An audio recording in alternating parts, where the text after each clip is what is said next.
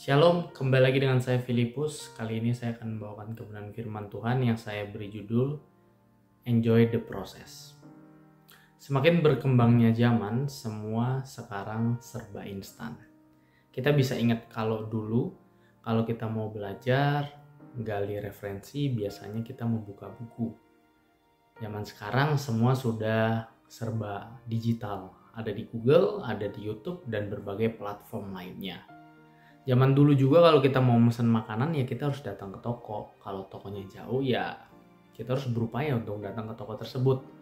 Sekarang sudah ada delivery order, bahkan juga sudah ada ojek online yang siap membantu kita semua kalau kita mau beli makanan walaupun restoran tersebut jauh. Kemudian juga dalam berkomunikasi, kalau dulu kita kalau mau berkomunikasi jarak jauh biasanya kita mengirimkan surat. Lalu surat itu akan nyampe beberapa hari kemudian, lalu dibalas, dan ya seperti itu memakan waktu berhari-hari sampai berminggu-minggu. Sementara kalau zaman sekarang ya kita tinggal WhatsApp aja, kita tinggal pakai WhatsApp, Line, atau Instagram, dan berbagai media sosial lainnya. Seiring berkembangnya zaman, berarti segala sesuatu itu sekarang menjadi serba instan. Sehingga tidak dapat dipungkiri bahwa kebanyakan manusia sekarang itu kalau misalnya dia berdoa kepada Tuhan, meminta sesuatu kepada Tuhan, dia ingin supaya Tuhan segera menjawab doanya. Jadi biasanya pengennya hari ini doa, besok terkabulkan. Tetapi terkadang apa yang menjadi rencana Tuhan itu tidak sesuai dengan apa yang kita mau. Lalu bagaimana untuk kita tetap bisa enjoy the process, kita bisa menikmati proses dari Tuhan, walaupun mungkin prosesnya tidak enak, prosesnya melelahkan, capek, atau mungkin membuat kita sedih, marah. Bagaimana supaya kita bisa enjoy menikmatinya? Yang pertama adalah bersyukur. 1 Tesalonika 5 ayat 18 berkata, mengucap syukurlah dalam segala hal, sebab itulah yang dikehendaki Allah di dalam Kristus bagi kamu. Jadi yang pertama banget adalah bersyukur. Kenapa bersyukur?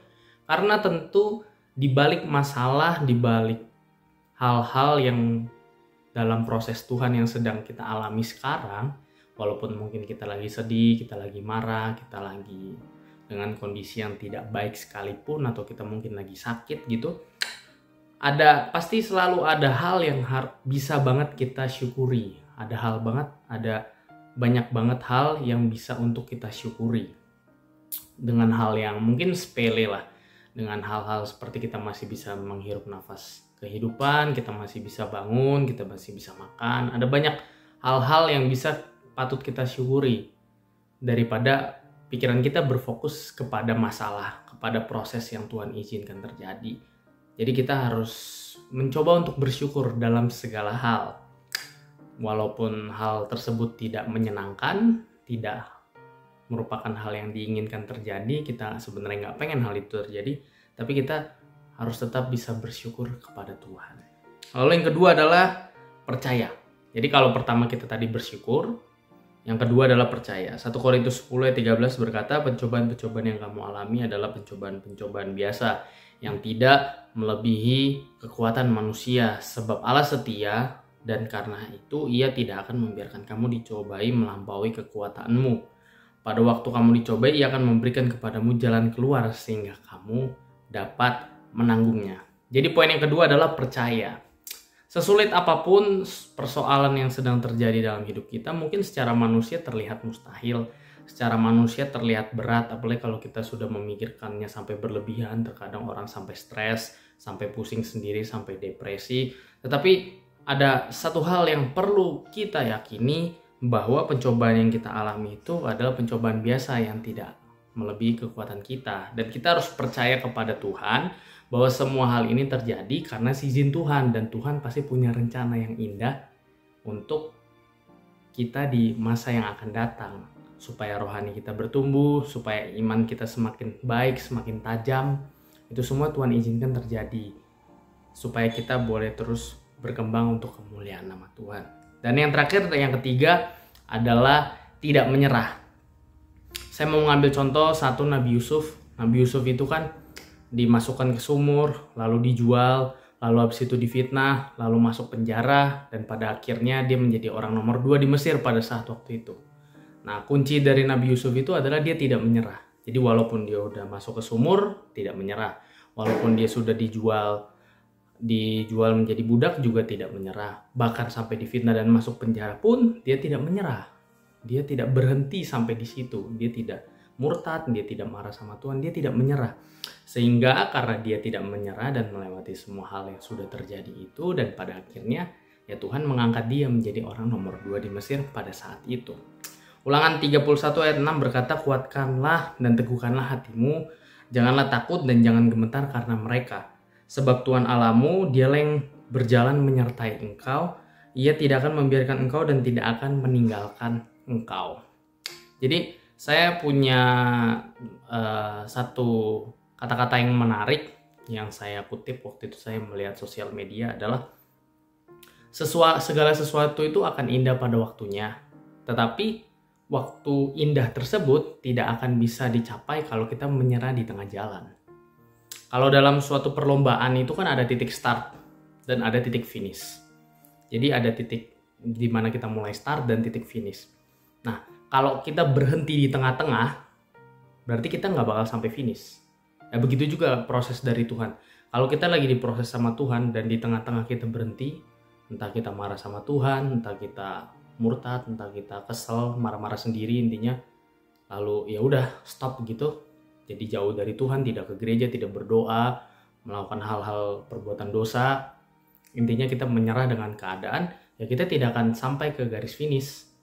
Nah, jadi kunci dari proses itu adalah segala sesuatu yang sudah kita awali, ya kita harus setia, kita harus jalanin terus sampai pada akhirnya nanti. Karena semua akan indah pada waktunya. Waktunya kapan? Ya itu kehendak Tuhan. Yang pasti Tuhan itu selalu merancangkan kebaikan, tidak merancangkan hal-hal kejahatan, tidak. Dan Tuhan juga selalu bekerja dalam segala hal yang terjadi di muka bumi ini.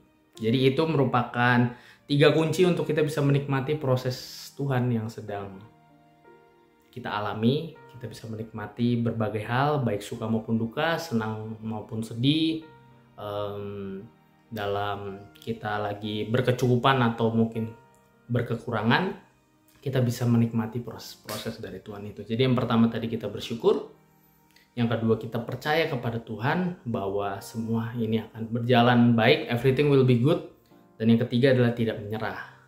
Yaitu kita tidak menyerah, kita sudah mengawali dari titik start ke titik finish, kita jangan sampai nih berhenti di tengah. Karena kalau kita berhenti di tengah, kita nggak bakal bisa sampai finish. Kalau kita berhenti di tengah, ya kita nggak bakal bisa untuk memperoleh kebaikan atau berkat-berkat Tuhan yang Tuhan sudah sediakan nih di titik finish. Kalau misalnya kita kuat berjalan sampai titik finish. Jadi demikianlah kebenaran firman Tuhan pada malam hari ini. Biarlah menjadi kekuatan dalam hidup kita untuk kita boleh menikmati proses dari Tuhan. Prosesnya itu bisa cepat, bisa agak lama, bahkan bisa bertahun-tahun sekalipun. Tetapi yang pasti bahwa Tuhan ada niat yang baik. Dan di sini juga kan dalam tadi pencobaan itu kan tidak melebihi apa yang pencobaan-pencobaan yang kamu alami itu tidak melebihi kekuatan manusia. Berarti kalau misalnya pencobaan-pencobaan kita mungkin secara manusia terlihat berat, berarti kita harus bangga. Kenapa? Berarti ibaratnya Tuhan merasa bahwa kita mampu untuk melewati pencobaan tersebut. Jadi itu aja, biarlah kita boleh menjadi hidup lebih baik dan kita boleh menikmati setiap proses dari Tuhan.